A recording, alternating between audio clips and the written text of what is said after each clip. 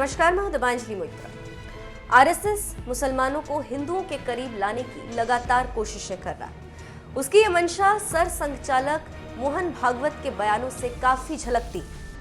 वो बार बार इस बात पर जोर दे रहे हैं कि हिंदू मुसलमान अलग नहीं, दोनों एक ही, सिर्फ पूजा करने की विधि अलग है। मोहन भागवत ने सोमवार को फिर अपनी बात दोहराई और कहा कि हिंदुओं और मुसलमानों के पुरखे एक ही थे और हर भारतीय हिंदू। ये बात मोहन भागवत अनगिनत बार दोहरा चुके हैं। अब एक बार फिर उन्होंने मुस्लिमों को लेकर बात कही। पहले आप उनका मुस्लिमों पर दिया बयान सुनिए। अंग्रेजों ने मुसलमानों को बताया कि हिंदुओं के साथ रहो तुमको कुछ नहीं मिलने वाला। डेमोक्रेसी में मेजॉरिटी का चलता है, वही चुन के आएंगे, वही बनेंगे, तुम बन ही नहीं सकते, अलग मांगो। और इतना बड़ा ये हिंदुओं का तत्वजाल है, उसमें तुम्हारा इस्लाम चलेगा। गया क्या? जब से आए भारत में तब से यहाँ है, गया? भारत स्वतंत्र होने के बाद गया? नहीं गया। सब पदों पर मुसलमान जा सकते हैं, गए, जाते हैं। ये वहां उत्पन्न कर दिया और हिंदुओं को बता दिया कि बड़ा कट्टर है।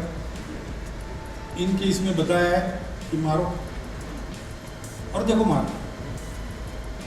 इधर भड़काए उधर भड़काए, दोनों में झगड़ा लगा और उस झगड़े के चलते, उस अविश्वास और भय के कारण हम एक दूसरे को दूर रखने की बातें करते चले आ रहे हैं। उपाय कहाँ होगा? इस पर मलम पट्टी करने से मूल से अपनी दृष्टि को बदलना होगा। तो सुना आपने क्या कह रहे हैं मोहन भागवत। इसी बात को लेकर राजनीतिक विश्लेषक अपने विचार रख रहे हैं और कह रहे हैं कि मोहन भागवत लाख कहें कि भारत में हिंदू मुसलमान एक हैं, उनका डीएनए एक है, लेकिन क्या देश की बड़ी आबादी यही मानती? ये एक गंभीर सवाल। ऐसे में ये जरूर कहा जा सकता है कि मुसलमानों को भागवत की तरफ से बार बार फ्रेंड रिक्वेस्ट भेजना एक सवाल खड़ा करता है कि आखिर भागवत क्यों फ्रेंड रिक्वेस्ट भेज रहे हैं। जानकारों की माने तो भागवत जानते हैं कि मुसलमानों की भागीदारी सुनिश्चित करवाए बिना देश विकास नहीं कर सकता और न ही सुरक्षित रह सकता है। वो जानते हैं कि करीब 21% की मुस्लिम आबादी का साथ लिए बिना देश आगे नहीं बढ़ सकता।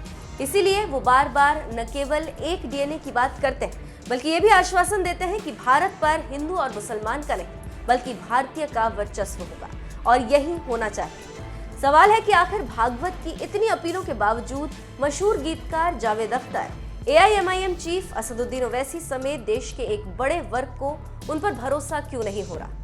इसका कोई सीधा जवाब दे पाना मुश्किल है।